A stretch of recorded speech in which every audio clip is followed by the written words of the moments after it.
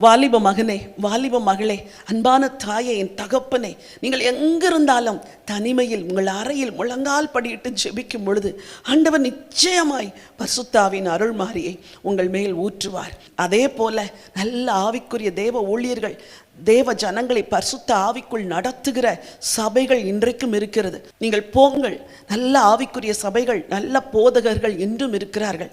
அங்கு நடக்கிற பரிசுத்த ஆவியின் அருள்மாறி கூடுகைகளிலே நீங்கள் கலந்து கொண்டு பரிசுத்த ஆவியின் நிறைவை பெற்றுக்கொள்ளுங்கள். கர்த்தர் நிச்சயம் உங்களுக்கு தருவார்.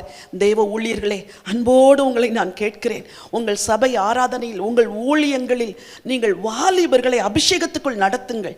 முன்பெல்லாம் அபிஷேக கூட்டம் என்று இருக்கும். வாலிபர்கள் ஓடி வருவார்கள், அழுவார்கள், புலம்புவார்கள், வல்லமையினால் நிரம்புவார்கள், கீழே விழுவார்கள். அப்படியெல்லாம் நிறைக்கப்பட்ட வாலிபர்கள் தான் இன்றைக்கு ஆவிக்குரிய தலைவர்களாக இருக்கிறார்கள்.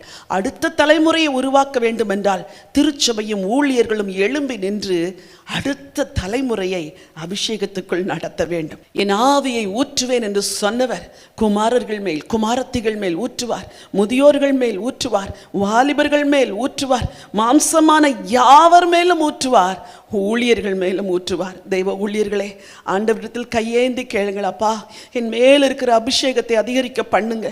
என் மேல் இருக்கிற பரிசுத்தாவின் நிறைவு எனக்கு இன்னும் தேவை. ஆவியின் வரங்கள் என் மூலமாய் செயல்படட்டும். என்னை இந்த தேசத்தில் எடுத்து பயன்படுத்துங்கள் என்று சொல்லி தேவ சமூகத்தில் நீங்கள் காத்திருக்கும் பொழுது என் ஆவியை ஊற்றுவேன் என்று சொன்ன தேவன் வருகிற நாட்களில் ஊற்றுவார்.